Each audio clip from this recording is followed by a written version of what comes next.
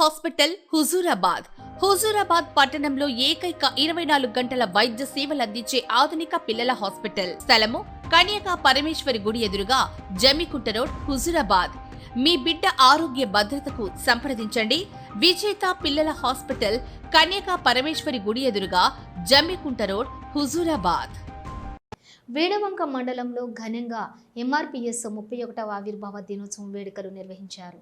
వేణవంక మండల కేంద్రంలోని ఎంఆర్పీఎస్ మండల ఇన్ఛార్జ్ దేవుని రవీందర్ మాదిగ మాట్లాడుతూ, మాదిగల ఉద్యమం మానవతా ఉద్యమంగా మారింది.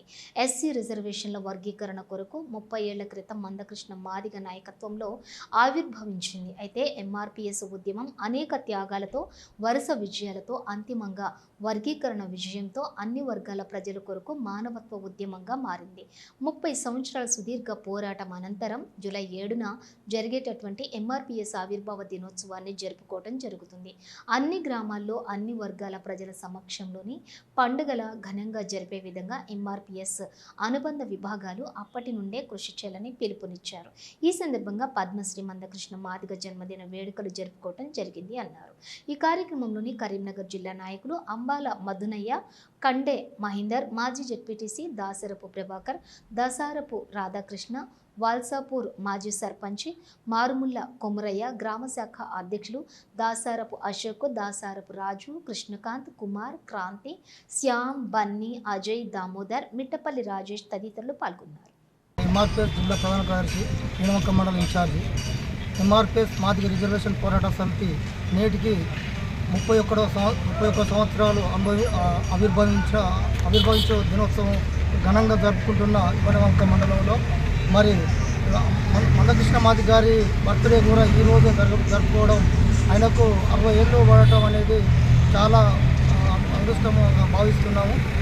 పద్మశ్రీ మందకృష్ణ మాదిగ గారు ఒకనాడు మాదిగలో చెప్పుకోవడానికి సిగ్గుపడ్డ మా మాదిగలంతా ఈరోజు గర్వంగా మేము మాదిగ సైతం అని ఒక దేశ లెవెల్లో కూడా దేశం గర్వించేలా మాదిగలో ఒక వన్య తీసుకొచ్చినటువంటి మందకృష్ణ మాదిగ గారికి మరియు నేటికి 30 సంవత్సరాలు గడిచిన అటువంటి ఈ పోరాటంలో ఎందరో అసువులు బాసారు. మరి వాళ్ళ త్యాగ ఫలితమే ఈరోజు వర్గీకరణ సాధించుకున్నాం. ఆ సాధించుకున్న ఫలాలు నేడు మన జాతికి అందే క్రమంలో ఈ జాతిని ఆటుపోట్లు ఎదుర్కొని ఎన్నో ఇబ్బందులు ఎదుర్కొన్నప్పటికైనా ఒక శాంతియుతంగా 30 సంవత్సరాలు జరిపి పోరాటం చేసి 31 సంవత్సరంలో అడుగుడిన సందర్భంలో మరి ఇలాగే అన్నగారి పుట్టినరోజు జరుపుకోవడం జరుగుతుంది. మరి అన్న ఆయురారోగ్యాలతోని ఇంకా ఈ సమాజానికి, ఈ అట్టడుగు వర్గాలకు, ఈ మాదిగ జాతికి ఇంకా కృషి చేయవలసిందిగా ఆ దేవుని ప్రార్థిస్తున్నాం. ఆయన కార్యారోగ్యాలు ఉండాలని చెప్పి దేవుని ప్రార్థిస్తున్నాం. అట్లాగే ఈ యొక్క సమాజంలో ఈ ఉద్యమం ఇంత దూరము సుదీర్ఘ పోరాటం ఇంత దూరం రావడానికి ఇవాళ సమాజం సహకారం ఉంది.